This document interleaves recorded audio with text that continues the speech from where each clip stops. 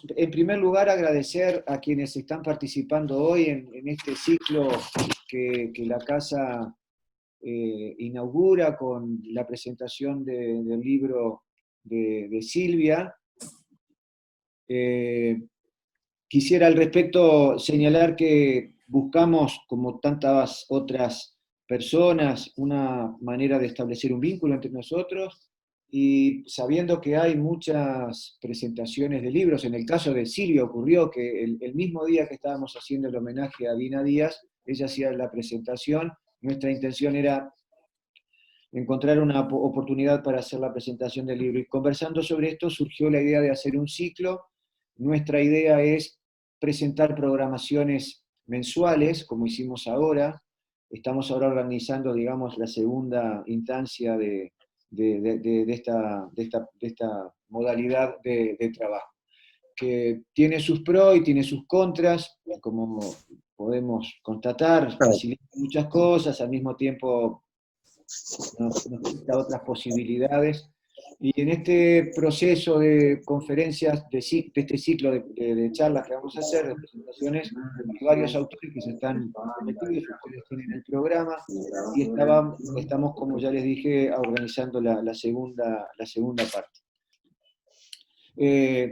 Y pensamos al mismo tiempo complementar esta actividad con otra que lanzaremos en los próximos días, que es iniciar un ciclo de conferencias sobre personalidades de la literatura uruguaya en particular.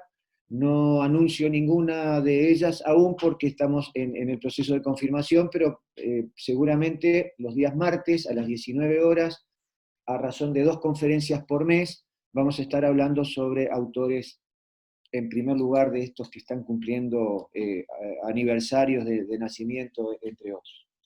Todos conocemos a Silvia Prida, poeta, crítica literaria y docente de literatura, egresada del Instituto de Profesores Artigas. Ha trabajado también en formación docente durante muchos años, y su obra édita, abundante y reconocida, incluye Poemas abolidos, del año 88, Donde habita la luna, que fue premio de la Cátedra Alicia Goyena, del año 91, Poemas del As y del Embés, del año 95, Asedio a la ternura, de 2003, Identidades en sombra, 2008, Bestiario en 4 tiempos, que es un libro objeto con 110 poemas, del año 2013.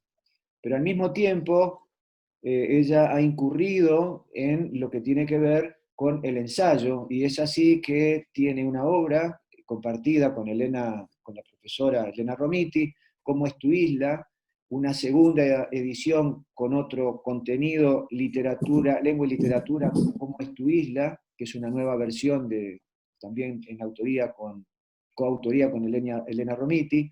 Luego tiene la publicación El amor, la mujer y la muerte, del año 2009, de Ediciones de la Plaza. En teatro ha publicado Estigma, Informes sobre una verdad y una mentira, del año 2014. Y además a esto añade publicaciones de crítica literaria sobre Juan Carlos Onetti, Felisberto Hernández y Sara de Ibáñez. Seguramente en este resumen que acabo de hacer no agoto los trabajos que ha hecho Silvia. En consecuencia, si algo hay que añadir, ella se ocupará de hacerlo y de hacer la presentación de su libro, cuyo título ella misma va a decir a partir de este momento.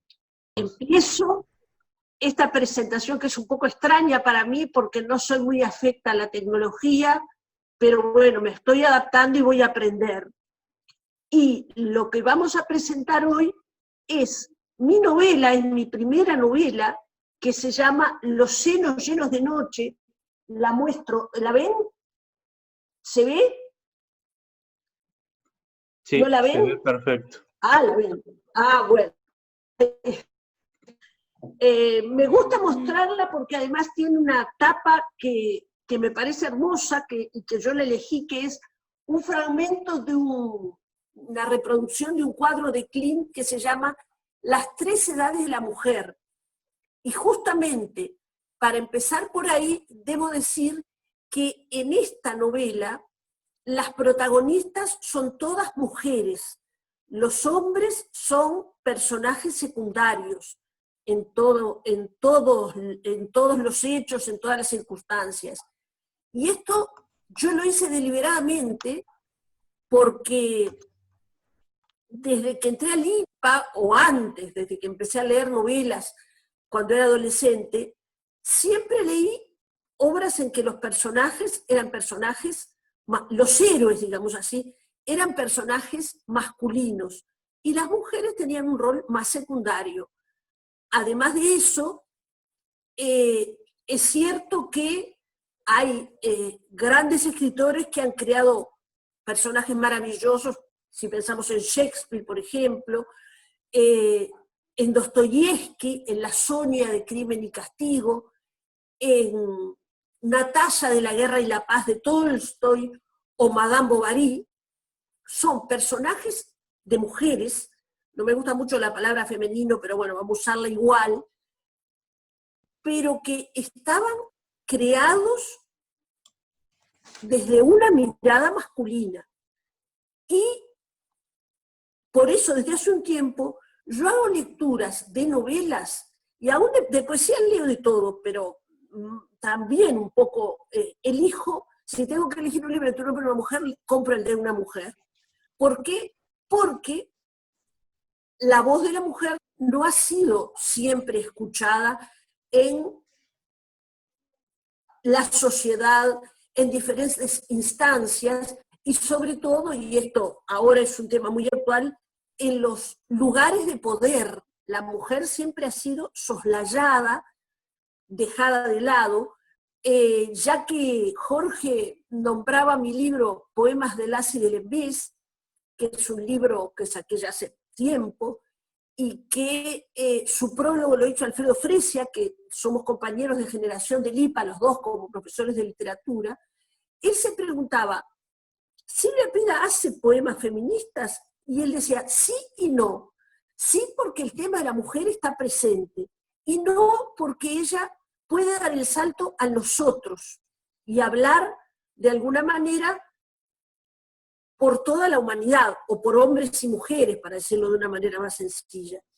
Bien, también quiero decir que durante hace unos cuantos años, yo he estado leyendo sobre todo novelas de mujeres, y de mujeres muy conocidas y casi bestseller. Por ejemplo, Marcela Serrano. ¿Me escuchan, no? ¿Me están escuchando? Sí, ¿Me te están escuchamos. escuchando? Te Ah, escuchamos bueno, me perfecto. asusté. Perfecto. Por ejemplo, Marcela Serrano, Isabel Allende, Gioconda Belli, ¿quién más? A ver, déjame pensar. Ángeles Mastretta, y muchas otras, ¿no? Españolas, también Rosa Montero. Pero observé que todas esas grandes novelistas, no cabe la menor duda, hablaban de mujeres ricas, o por lo menos de una posición social importante, o en sus vidas también terminaban yéndose a los Estados Unidos o casándose con un norteamericano rico o algo por el estilo. Digo, en las novelas, no digo que sean todas, ¿verdad? Habrá otras escritoras, yo no conozco todas las escritoras latinoamericanas, es imposible porque hay muchas mujeres que están escribiendo actualmente, pero yo las leía con entusiasmo, a todas las que nombré, ¿verdad? Con fruición, pero justamente elegí hacer una novela que no tiene nada que ver con unos personajes que buscan el ascenso social o que se enamoran y cobran poder a través de sus relaciones sociales, sino todo lo contrario. Mi novela y las historias que allí presento, sobre todo, son de 4 mujeres que pertenecen a una misma familia y que son muy distintas cada una de ellas, y en sus aspiraciones buscan cosas completamente distintas. Una es una profesora de literatura, y en eso hay una relación, ¿verdad?, entre autora y narradora que es bastante clara.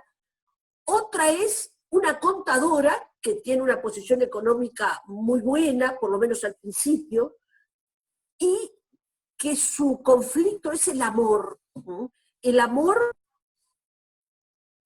como forma de realización, es decir, la meta de este personaje no es triunfar en el mundo, enriquecerse, hacer dinero, no, es el amor.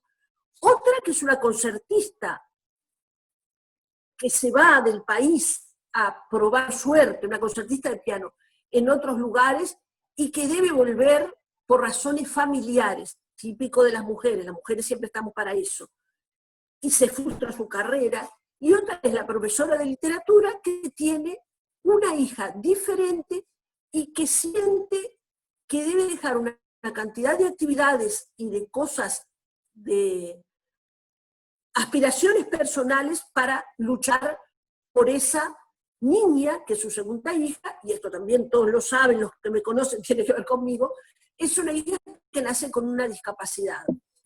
Esta historia también, o sea, hay varias historias que de alguna manera están todas encadenadas, ¿verdad? Incluso la obra está dividida en 4 partes. Hola Gerardo, me alegro de verte.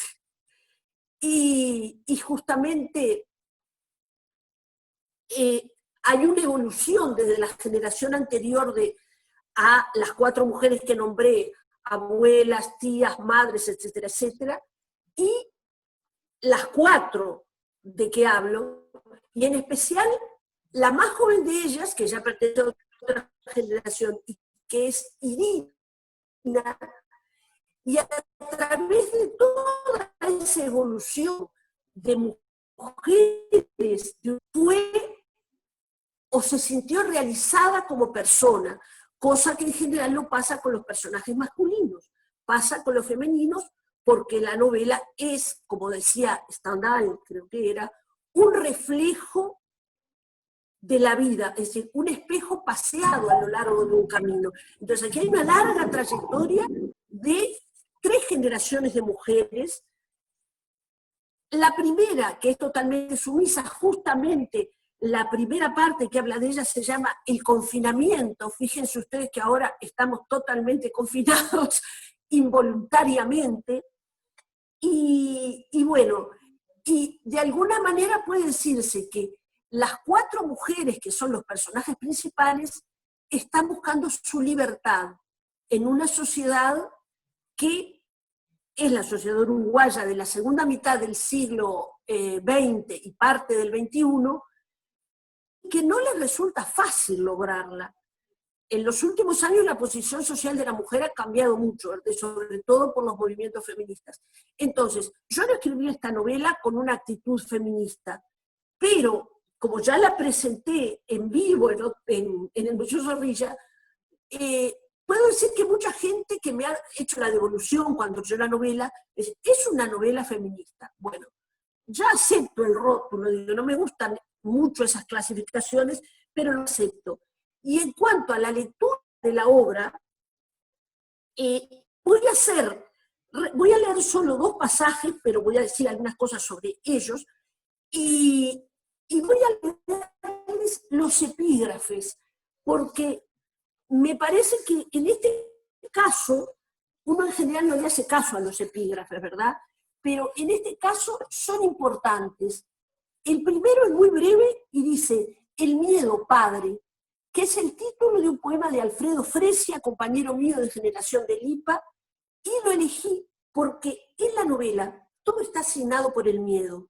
Por un lado, porque se desarrolla en la época de la dictadura, antes y después, y fue una época en que todos, hombres, mujeres, niños, todos tuvimos miedo por todo el horror que se desencadenó en esa época, y segundo, porque los personajes de mujeres que aparecen, sobre todo la primera generación, tienen miedo a enfrentarse al mundo y hacen una especie de confinamiento voluntario de sus vidas, ¿verdad? Son totalmente pasivas y se adaptan al rol que la sociedad uruguaya, conservadora y patriarcal les asignó. Eso por un lado, ¿verdad?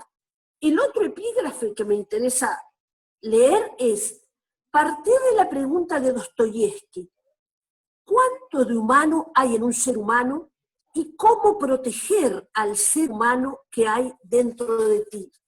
Y esta frase es de Svetlana Alexievich. Ustedes saben que es una escritora rusa famosa que ganó el premio Nobel. Ella se desempeña sobre todo como periodista, pero después con todos los datos y las entrevistas que hace y los elementos que recopila, construye relatos que son impresionantes. Esta cita es de la novela que ella escribió que se llama La guerra no tiene rostro de mujer. Y alude a Dostoyevsky, que es un escritor que yo admiro desde adolescente, empecé a leerlo, y los personajes de mi novela, salvando las distancias, viven conflictos muy hondos, conflictos que las enfrentan a situaciones límite, y por eso de alguna manera se pueden relacionar, ¿verdad?, con los personajes de Dostoyevsky, pero sobre todo me interesa la pregunta, ¿cuánto de humano hay en un ser humano? Porque los seres humanos muchas veces se deshumanizan y se convierten, sobre todo a partir del siglo XX, ¿verdad?, con las revoluciones industriales varias, con la tecnología que nos alía y nos une a un aparato la mayor parte del día, etc.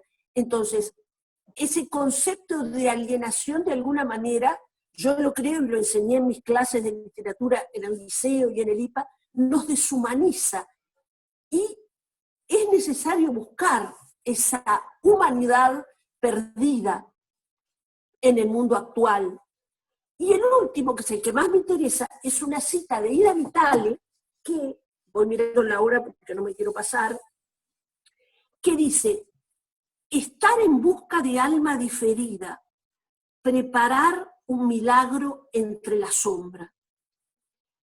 Me interesa el último verso, son 2 versos, preparar un milagro entre la sombra, porque realmente, si bien la historia al comienzo, en la primera parte y en la segunda, aparece quizás como abrumadora por los hechos dolorosos que ocurren, hay una evolución y una salida de algunos de los personajes, no de todos, que puede verse como una liberación, como una búsqueda de libertad que es difícil de alcanzar, pero que finalmente se puede alcanzar.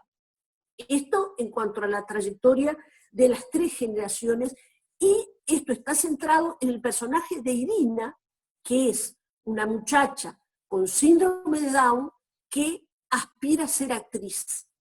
Y ahí me quedo en relación a los epígrafes. Les voy a leer entonces la primera parte de la novela, cómo empieza, para ubicarlos un poquito más.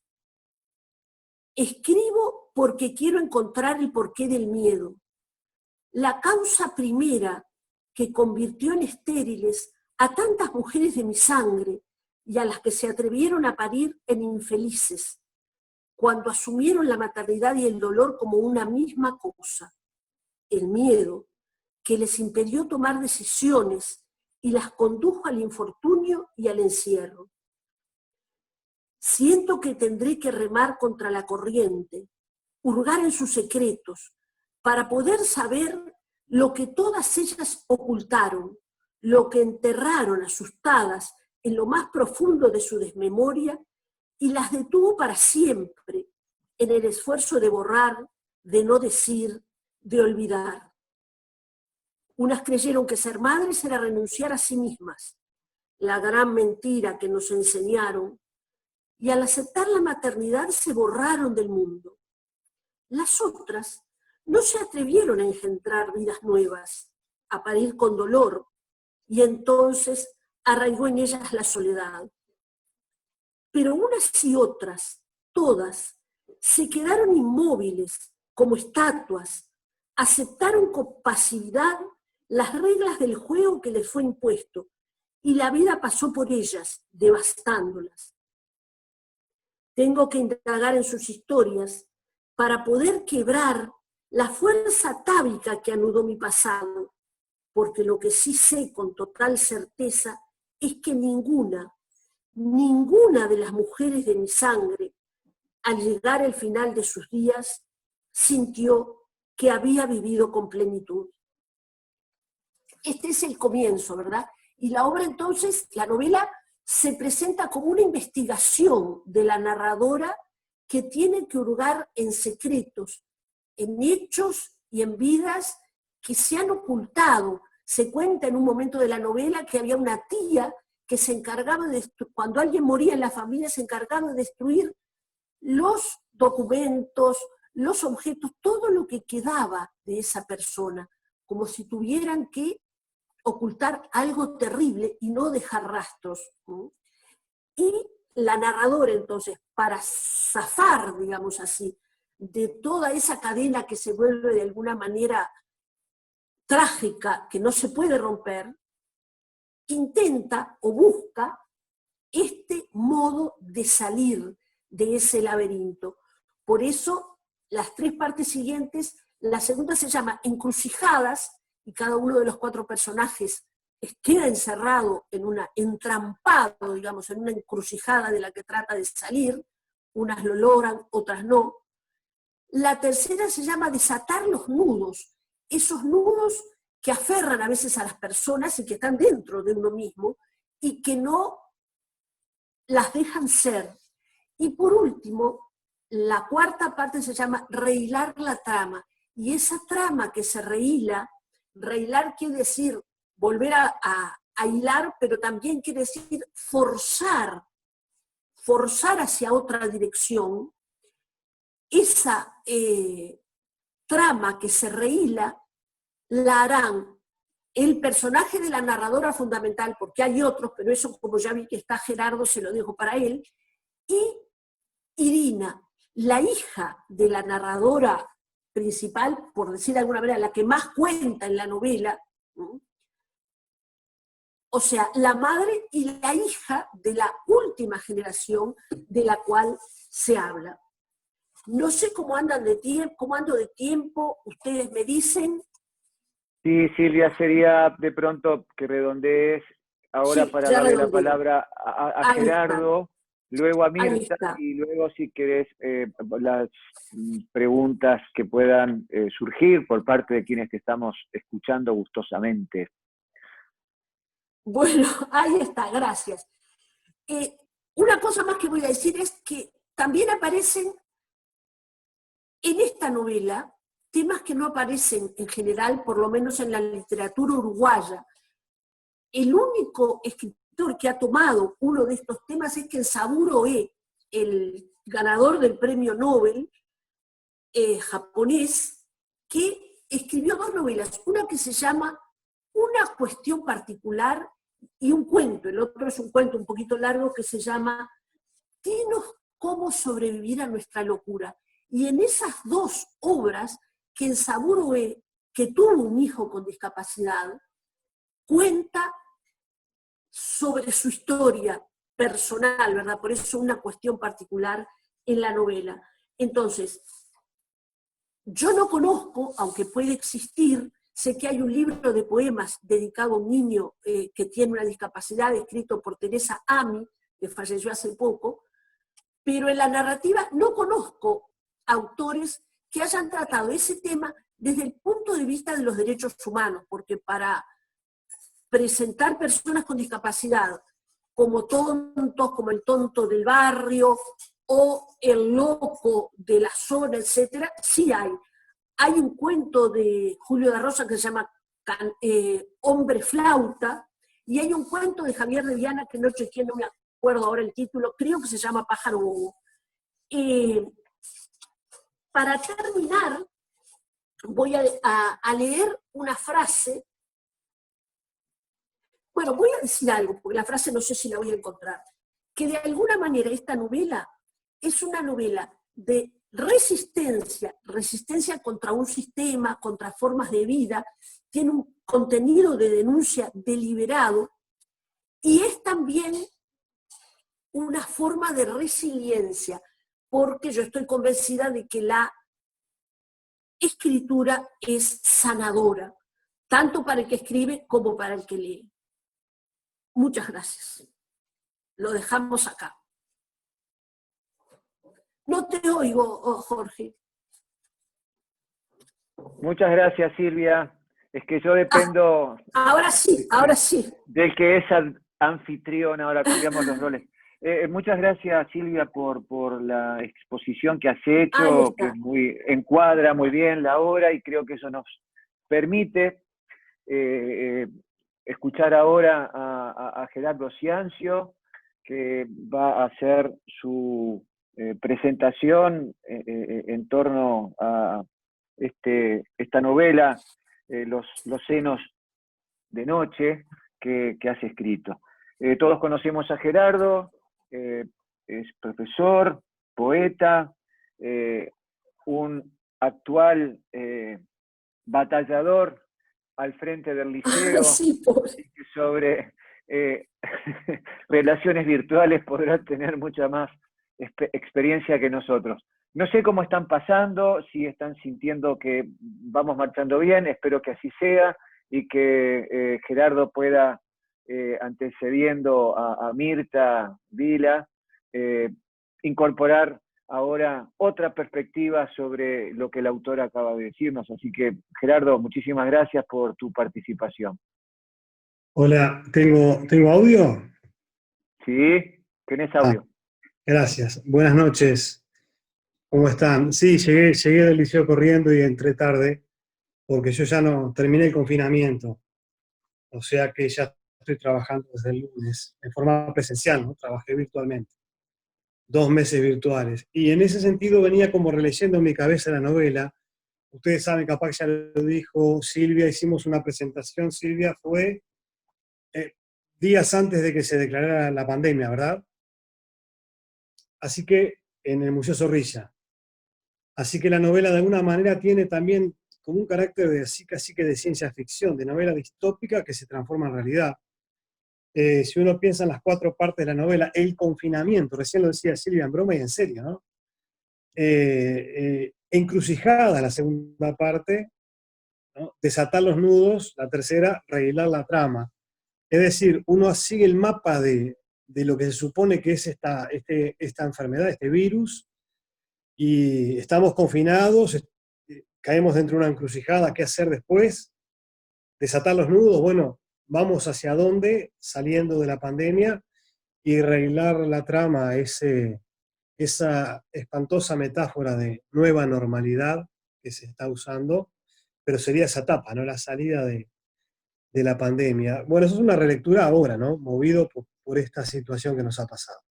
Pero la novela, decía Silvia recién, que no es necesariamente una novela feminista, pero tiene componentes de novela de mujeres, por lo menos, o novela de género, en sentido más amplio. También es una novela histórica. La historia reciente está presente en la novela, el tiempo inmediatamente antes de la dictadura y el posterior, la salida de la dictadura, están presentes como una especie de friso, ¿no? De fondo, de escenario, donde se mueven los personajes, particularmente en el Cerro y después en otros barrios y sitios de Montevideo y otros lugares. O sea que la novela tiene un topos, no está situada. También es una novela iniciática, porque Irina, la chica que tiene síndrome de Down y es una de las protagonistas de la novela, y es una de las voces narradoras, como bien decía Silvia, digamos, hay una novela de aprendizaje también ahí, iniciática, pero también para su madre, ¿no? Para la otra narradora también protagónica. Y también para los demás personajes. Todos están en una especie de proceso de aprendizaje, de ir de menos a más, de búsqueda, ¿no? De prueba. Y yo lo decía en la presentación presencial, que de alguna manera la presencia de esta especie de tetramundo, o mundo partido en 4, o estructurado en 4 partes, como las 4 partes de la novela, está presente en Silvia. Ahora que es cámara, esto aprovecho a mostrarlo, no sé si se ve ahí. Esta es la portada de la cajita de Bestiario en 4 tiempos. De la editorial Ático, ¿verdad? El libro de Silvia de haikus, digamos, de ese género japonés que todos conocemos. Y voy a leer, y aparece bestiario en 4 tiempos. De alguna manera la novela es un bestiario como metáfora de la humanidad, de una familia en particular, y de las mujeres de una familia más particularmente. Y voy a leer, porque esta novela trata también del Uruguay, de un país, ¿no? De una ciudad, Montevideo, pero de un país, y de los seres de un país situados en un tiempo y en un lugar determinados, y en una coyuntura determinada, ¿no? Una coyuntura dolorosa, traumática, pero también como fermental. Y Silvia define nuestro país, este país o paisito, en un hermoso haiku que dice: país de ríos, país con nombre de río, y yo aquí quieta. En ese país está la mujer quieta, la mujer como en un estado casi de satori, como requiere el zen japonés, que en definitiva es el sustrato ideológico del haiku. Entonces, estas 4 partes, esta presencia de la tetrapartición en la literatura de Silvia, esta dificultad para definir esta novela, ponerla dentro de un género narrativo, pienso que no hay necesidad, porque también podríamos decir que es autoficción, ¿no? Que la autoficción aparece ahí, sobre todo con fuerza, se teoriza a partir de los años 80, 90, ¿no? Con novelas muy conocidas. Sí, hay autoficción, pero no sigue estrictamente el género, porque acá hay 4 voces narrativas. Está la voz de Irina, la voz de Carmen, la madre, la voz de Isabel, la hermana, que van como irrumpiendo y provocando quiebres en la novela, en las 4 partes de la novela, que a su vez se subdividen en capítulos, van interviniendo y van dando su propia versión de los hechos. O sea que creo que la novela también rebasa lo autobiográfico, que no es tal necesariamente, porque hay un proceso de ficcionalización, ¿no? Y rebasa también los conceptos previos de autoficción, porque pone a andar varios focos narrativos con varias voces narrativas. Me estoy quedando sin batería, me dice, estoy con el celular, espero llegar. No sé si escuchaste, Jorge, ese dato, pero porque es medio autista lo que me está pasando, como no tengo retorno. Entonces, Sí, te escucho, te estamos oyendo perfecto, dale, Gerardo, está perfecto. gracias, gracias, buenísimo. Entonces voy a detenerme en las voces narrativas, ¿no? Por ejemplo, cuando aparece Isabel, ¿por qué es interesante que irrumpan estas otras voces? Porque hay una voz que parece, digamos, homogeneizar el discurso, ¿no? El acto enunciativo. Pero, y habla de estos personajes que luego irán dando su versión y sobre todo su propia discursividad, ¿no? Su propia reflexión sobre los hechos y su experiencia sobre los hechos. Por ejemplo, este personaje de Isabel, que es un personaje que a mí me interesa mucho, ¿no? Isabel aparece en el capítulo 3 de la parte 2, o sea, de Encrucijada. Y es que la hermana de la protagonista, ¿verdad? Dice: estoy menstruando, no puedo creerlo, totalmente fuera de fecha, esto nunca me pasó. Mi hermana, o sea, la protagonista, la narradora principal, mi hermana casi se desangra en la operación y yo empiezo a menstruar, como si me contagiara de lo que está pasando, como un acto de solidaridad con mi hermana menor. Así empieza esta segunda voz narrativa de la novela, que es Isabel. Pero es interesante porque también es una novela como fundacional, ¿no? La fundación de una saga de mujeres con un elemento asociado a la vida y asociado a lo femenino, que es la sangre. No solamente la sangre menstrual, también la sangre del parto, etcétera, ¿verdad? La sangre de la cirugía en este caso. Y el desconcierto que empieza a provocar, porque no es cuestión de spoilear la novela, pero hay la peripecia del nacimiento que empieza a provocar otros cambios, ¿no?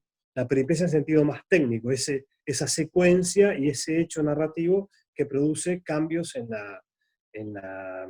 la trama y en el decurso de la narración. Hablaba recién Silvia del miedo. La novela empieza asignada por el miedo, ¿no?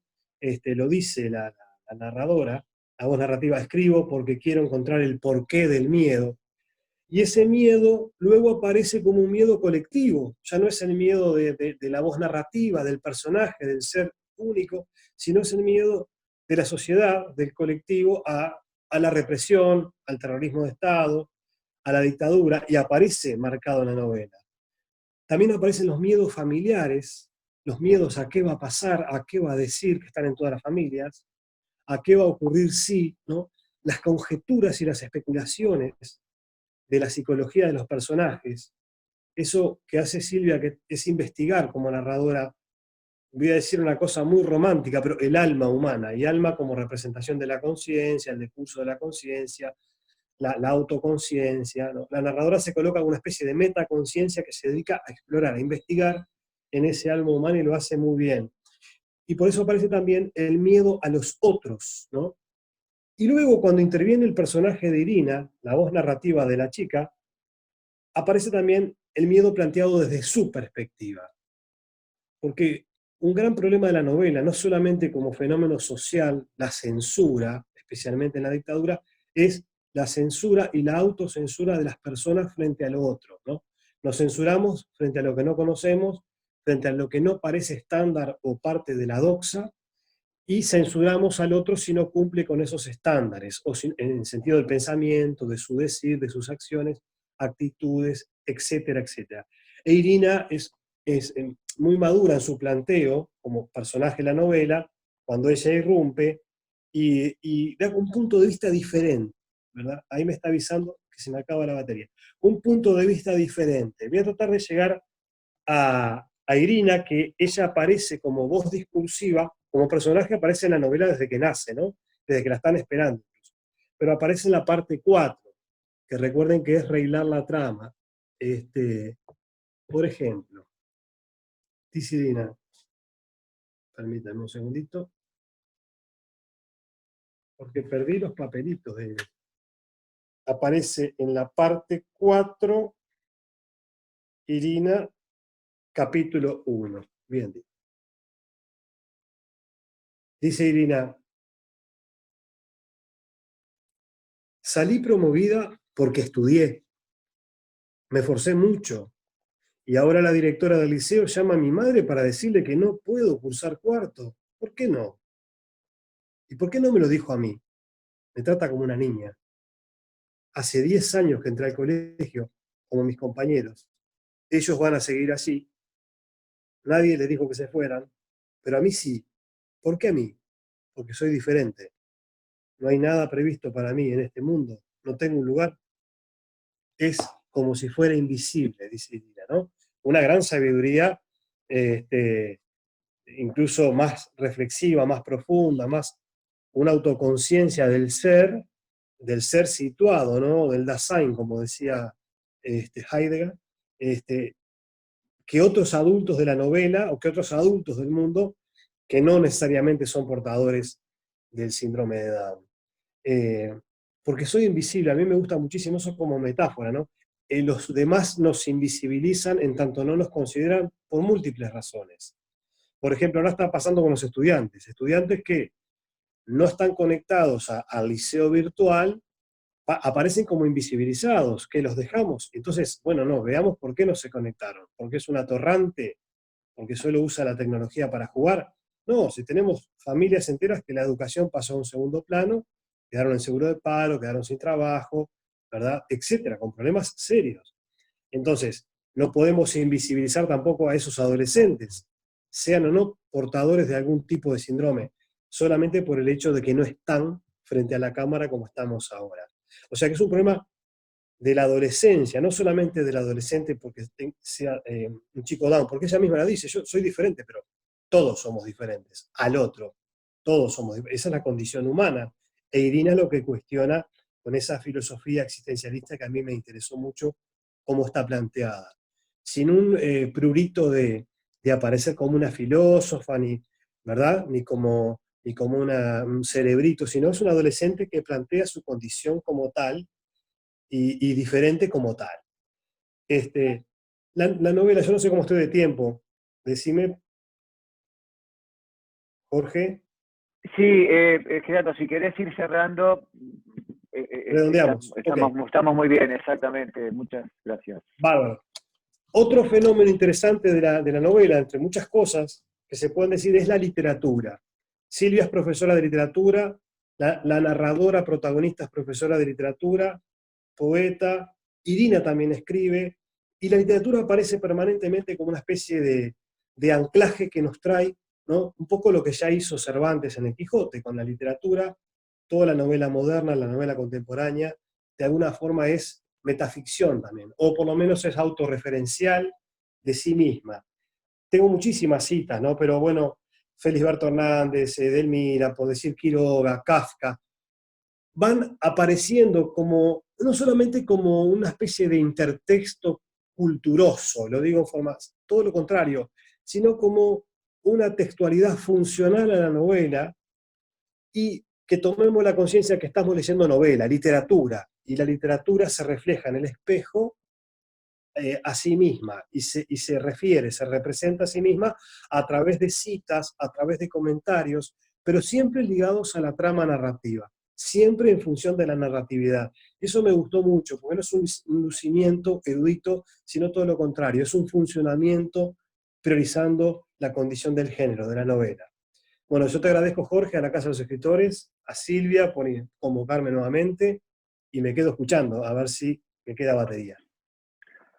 Bueno, muchísimas gracias, Gerardo, y supongo que también Silvia estará agradeciendo tu intervención, porque esta es una linda experiencia de ver al autor hablando su obra y la visión desde otro ángulo sobre esa articulación de mundos que tiene evidentemente muchas proyecciones. Creo que hiciste una reseña muy valiosa, Gerardo, porque esto que planteabas acerca de la percepción femenina de situaciones que pasan desde lo social a lo íntimo, con el tema del miedo, esta situación de la diferencia que ha ido creciendo en la toma de conciencia que tenemos con respecto a quiénes somos iguales, pero somos muy distintos.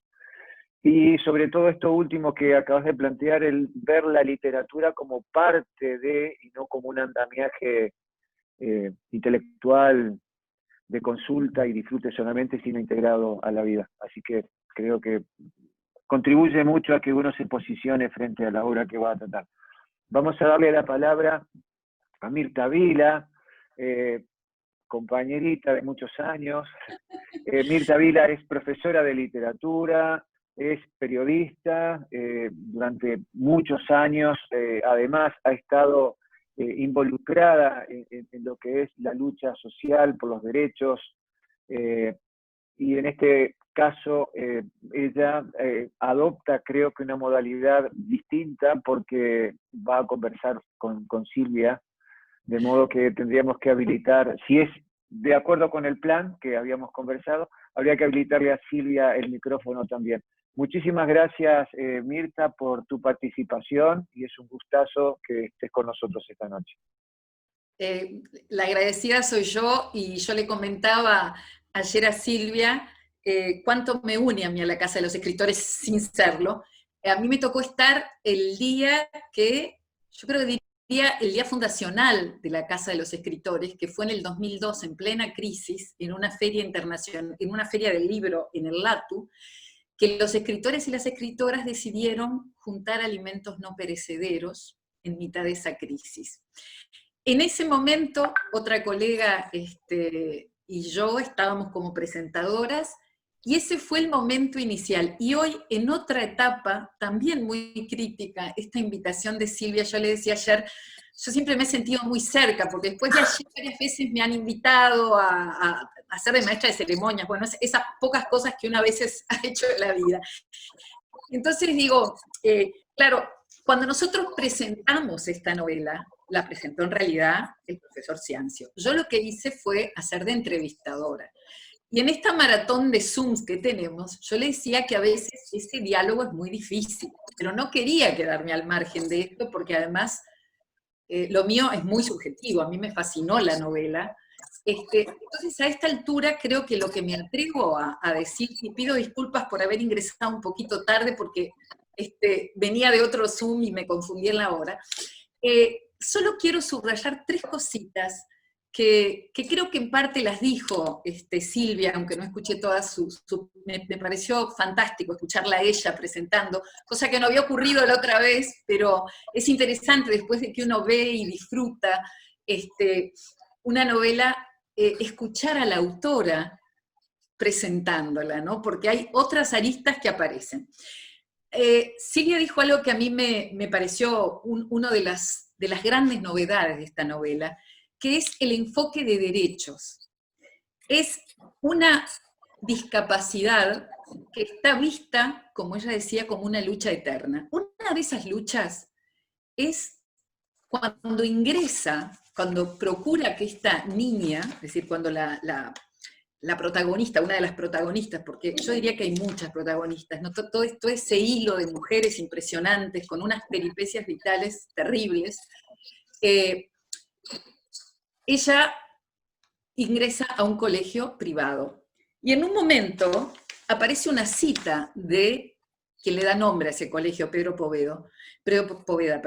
Todo hombre y toda mujer, por más insignificantes que parezcan, tienen en sí una nobleza inviolable, que ellos mismos y los demás deben respetar y hacer respetar sin condiciones. Esta leyenda de Pedro Poveda, que se dice la ve al pasar por allí, es todo un manifiesto de derechos, es todo un manifiesto de la dignidad y de ese derecho inalienable que todo ser humano tiene por estar aquí. Hoy se ha avanzado mucho y me consta que Silvia Prida, nuestra amiga, nuestra querida Silvia, ha sido una luchadora por los derechos de las personas con discapacidad. Y hoy, cuando uno escucha decir, no es que la persona tiene una discapacidad y tiene que adaptarse a una sociedad de otros u otras supuestamente normales, sino que quienes estamos en esa comunidad social debemos hacer el esfuerzo porque esa otra persona pueda acceder a todos los derechos y a todo lo que todos y todas las demás podemos acceder. Esa visión diferente de que no es la persona que tiene una capacidad diferente, un discapacitado que tiene que adaptarse y ver cómo golpea puertas e ingresa a este mundo en el que estamos la gran mayoría, sino ver cómo esta gran mayoría tiende puentes para que pueda habilitar en el uso de todos sus derechos una persona con una discapacidad. Y digo esto porque me parece que es algo muy interesante, cambiar ese enfoque, ¿verdad? No es el discapacitado que tiene que bregar por poneme todos los escaloncitos, poneme la rampa. No, tú, mi prójimo, tiene que tender todos los puentes para que yo llegue en igualdad de condiciones a todo lo que vos llegaste. Y eso está tan bien plasmado en esta novela. Da realmente para detenerse mucho, pero el relato que hace del momento en que trató de conseguir el pasaporte, tenía que declarar a la chica como... Era absolutamente indigno todo. Y no sé, y me gustaría ahí sí que Silvia confirmara, ratificara esto, si no está vigente todavía. La lucha que tiene por llegar a un documento como el pasaporte, una persona con una discapacidad.